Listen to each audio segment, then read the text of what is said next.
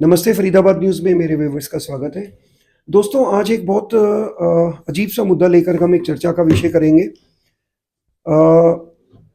2 दिन से हर news channel की एक सुर्खी रही है केस, जिसमें एक व्यक्ति शादी के 2 साल के अंदर-अंदर विभिन्न धाराओं के अंदर एक उसके खिलाफ केसेस रजिस्टर्ड होते हैं और अपने एक नोट में जो 1 घंटे 20 मिनट का वीडियो है, 25 पृष्ठ का उसका एक सुसाइड नोट है। उसमें उसने हमारे समाज, हमारे पुलिस प्रशासन पर, हमारी जुडिशरी पर एक सवाल खड़ा किया कि वहाँ भी उसके साथ समझौता करने की दबाव डाली गई। सो मजबूरीवश वो व्यक्ति आज से 2 दिन पहले इस समाज को एक क्वेश्चन देके जाता है कि क्या हमारा जो न्याय प्रणाली है वो एक पुरुष प्रधान ना होकर के एक महिला प्रधान है। तो आज हम उसी पे चर्चा करेंगे और कोशिश करेंगे समाज में जो एक ये पुरानी प्रथा चली आ रही है, जो हमारा हिंदू मैरिज एक्ट है, जो 1950 में बनाया गया था, क्या उसको बदलने की ज़रूरत है। हमारे साथ जुड़े हुए हैं एडवोकेट आशीष जी, जो सीनियर वाइस प्रेसिडेंट हैं बार काउंसिल के। अरवर जी, आपका हमारे चैनल में बहुत बहुत स्वागत है। नमस्कार सर, जो ये अभी मैंने आपको बताया, आपने चर्चा सुनी, एक व्यक्ति अपने भरे पूरे परिवार को सिर्फ और सिर्फ 498 ए के कारण और अलग अलग धाराओं के कारण अपनी जीवन लीला समाप्त कर देता है। इसके बारे में आपका क्या कहना है? देखिए, आजकल जो ये 498A का ये जो है मिसयूज तो बहुत ज़्यादा हो रहा है। सारा जितने भी केसेस जो भी फाइल होते हैं वो सारे एक्चुअल में नहीं होते। सबसे बड़ी प्रॉब्लम आज की डेट में जो है वो है ईगो प्रॉब्लम। लड़कियों को अगर कोई काम करने के लिए बोल दें या घर पे कोई इंटरफेरेंस हो जाए, उनको ये चाहिए कि उनको फ्री लाइफ चाहिए। अगर वो फ्री लाइफ नहीं मिलती तो उस चीज़ का हमारे लॉ में वो मिसयूज करती है।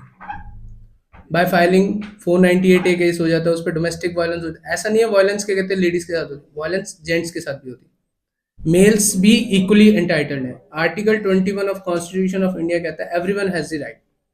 अब यहाँ जहाँ मेल के साथ वायलेंस हो रही है वहां क्या करे, मेल बेचारा करे तो करे क्या, क्योंकि वो तो एक सराउंडिंग से है, घिरा हुआ है कि उसके ऊपर तो क्या कहते हैं कॉम्बो, हम कहते हैं कॉम्बो डलना है कि 125 का खर्चे का केस अलग डलना है, डोमेस्टिक वायलेंस अलग डलना है और एक 498 की पिटीशन अलग, एफआईआर अलग से डलनी डलनी।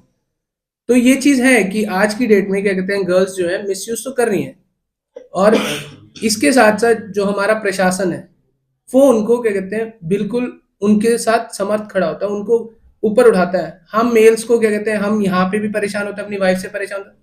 इवन हम पुलिस स्टेशन में जाते हैं, मेल्स के अगर कोई एडवोकेट कंपनी करता तो वो कहता है जी वकीलों की कोई जरूरत नहीं है, और कोई अगर एडवोकेट कंपनी नहीं करता तो वो उस मेल को क्या कहते हैं इतना प्रताड़ित करते हैं, वहां पे इतना सुनाते हैं उल्टा, चाहे वो वुमेन सेल में लेडी कांस्टेबल हो या कोई भी हो। तो ये चीज मेल्स के साथ गलत है, मेल सफर तो कर रहे हैं। तो मेरे ओपिनियन में एक सेपरेट लॉ बनना चाहिए जिसमें कहीं ना कहीं मेल्स के लिए तो कुछ हो। हमारा सेफ गार्ड कहाँ है? कहीं नहीं है। लेडीज के पास सेफ गार्ड है, हमारे पास सिर्फ एक ही चीज बचती है, घूम फिर के सेक्शन 9 की पिटीशन डालना। सेक्शन 9 की हम पिटीशन डालते हैं, उसमें भी गर्ल्स की अपनी अपनी क्या कहते हैं वो आ जाती है जी कंडीशंस। मैं तो जाना चाहती हूँ बट ये कंडीशन है मेरी। अब जिसने अपना घर परिवार बचाना है तो उसको वो एक्सेप्ट करता है। अदरवाइज क्या होता है कि कोर्ट में लिटिगेशंस चलती रहती हैं। आप देखो, आज हमारे फरीदाबाद कोर्ट का मैं आपको एक एग्जांपल देता हूँ। पहले फरीदाबाद कोर्ट में एक फैमिली कोर्ट होती थी, आज देयर आर 3 फैमिली कोर्ट्स, और पर डे हर फैमिली कोर्ट में कम से कम मिनिमम टू मिनिमम 50 मैटर्स पर फैमिली कोर्ट लगे होते हैं। Means on an average 150 family matter अगर हमारे लग रहे हैं एक दिन में, तो आप सोचिए कि ये लिटिगेशंस कितनी बढ़ चुकी है। ये सिर्फ फैमिली कोर्ट का। डोमेस्टिक वायलेंस की कोर्ट अलग है, 498 की कोर्ट अलग है। तो आजकल तो ये है ही है, ये कॉमन ट्रेंड है। तो हम मान के चलें, आजकल ये जिस तरह से अच्छे कपड़े पहनना, अच्छा खाना खाना, अच्छे अच्छे मोबाइल यूज़ करना एक फैशन है, तो क्या ये जो डोमेस्टिक वायलेंस 498 और ये अलग अलग जो डोमेस्टिक के केसेस डाले जाते हैं, क्या आपको नहीं लगता आजकल ये फैशन बन गया? या it's a common trend now days. क्योंकि लड़कियों के पास ना, अगर लड़की के ससुराल वालों ने उसे कुछ भी कहा, सबसे पहली फरमाइश लड़की की आती होती है कि भाई मेरे को अकेला घर चाहिए। आजकल कोई भी क्या कहते हैं जॉइंट फैमिली में रहना पसंद ही नहीं करती। रीजन है क्योंकि जॉइंट फैमिली में उनकी जो फ्रीडम है वो खत्म होती है। जहां उसकी फ्रीडम पे रोक लगती है वहां वो लड़की परेशान होना स्टार्ट होती है, और वो फिर क्या कहते हैं, लड़के और लड़के के पेरेंट्स के ऊपर, फैमिली मेंबर्स के ऊपर वो 498 एक एफआईआर दर्ज करवाती है। क्या हमारे फरीदाबाद हरियाणा में, जो हम अगर पर्टिकुलर एक डोमेस्टिक वायलेंस की बात करें, तो क्या सिर्फ डोमेस्टिक वायलेंस लड़की मीन्स पत्नी अपने पति पे, अपने पति के परिवार पे, अपने ननंद पे, जो शादी मतलब ननंद जो शादी होकर के अलग घर बसा के बैठी है, उसके ऊपर, नंदोई के ऊपर, ये सब केस डाल देती है डोमेस्टिक वायलेंस के? क्या एक पुरुष मतलब पति, क्या पति को अधिकार नहीं है डोमेस्टिक वायलेंस का केस डालने का हमारे हरियाणा के कानून में? नहीं, पति भी डाल सकता वायलेंस। क्या आपके कैरियर में आज तक किसी पुरुष ने, पति ने आकर के डोमेस्टिक वायलेंस का केस डाला है? नहीं। दोस्तों, ये वास्तव में हमारी जो एक अवेयरनेस है वो कम है। डोमेस्टिक वायलेंस सभी के लिए बराबर है, जैसा भी एडवोकेट साहब ने बोला। और दूसरी बात, मैं हमारे साथ डॉक्टर नेहा, एडवोकेट नेहा जी हैं। नेहा जी, हमारा जो मैरिज एक्ट बना था 1950 में बना था, जब वास्तव में एक औरत घर की चार दीवारी में कैद होती थी, जेठ के द्वारा, जेठानी के द्वारा, ननंद के द्वारा, सास ससुर के द्वारा उसके ऊपर काम का बोझ दिया जाता था। पर आज हम बात कर रहे हैं 74 साल बाद की, जहां एक स्त्री बड़ी बड़ी कंपनियों में, इवन सैटेलाइट्स पे, युद्ध क्षेत्र में अपने अपने business entrepreneurs best CEO awards ले रही हैं। तो क्या आपको नहीं लगता कि जो हमारा मैरिज एक्ट 1950 था, बाकी सभी कानूनों में अमेंडमेंट्स की गई, क्या आपको नहीं लगता कि मैरिज एक्ट 1950 में भी बदलाव की जरूरत है? सर, बदलाव की तो ज़रूरत है, क्योंकि जहाँ लेडीज़ हरास होती है, कहीं कहीं जेंट्स भी हरास होते हैं। पर एक ज़रूरत को देख के ही महिलाओं के लिए ये कानून बनाया गया था, क्योंकि ज़रूरत नहीं है, आज अवार्ड ले रही है लड़कियां, पर वो किस सीढ़ी को चढ़ के अवार्ड ले रही है। हर जगह हरास होता है उन्हें भी, कहीं कंपनी में, कहीं घर पर, कैसे कैसे जाके वो अवार्ड लेती है।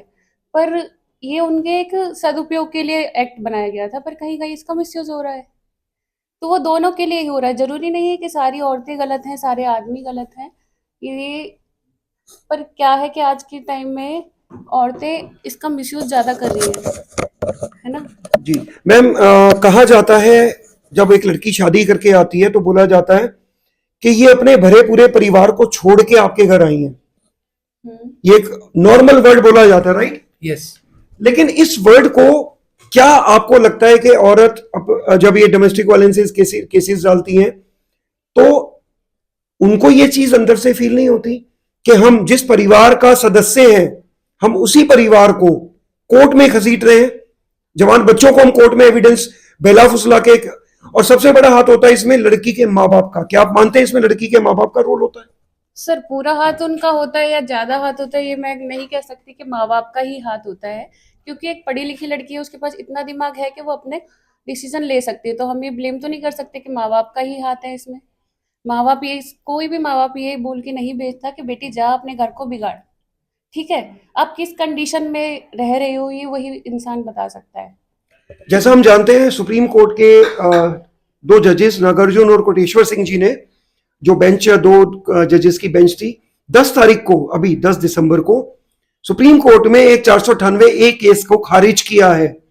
और मेरे पास उस न्यूज की पुष्टि के लिए न्यूज़पेपर की कटिंग है, जिसमें यह क्लियर कहा गया है कि 498A, ये वो दोनों जज कह रहे हैं कि 498A का पत्नी और उसके परिवार के द्वारा, पति और उसके परिवार पर एक दुरुपयोग किया जा रहा है।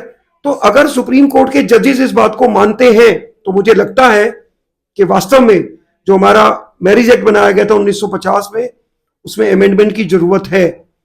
बहुत जल्द मिलेंगे एक नई न्यूज के साथ, एक नई चर्चा के साथ। टिल देन अपना ध्यान रखिए, खुश रहिए। ठंड शुरू हो चुकी है, अपना विशेष ध्यान रखिए। नमस्ते, फरीदाबाद न्यूज से पुरुषोत्तम बब्बर, नमस्कार।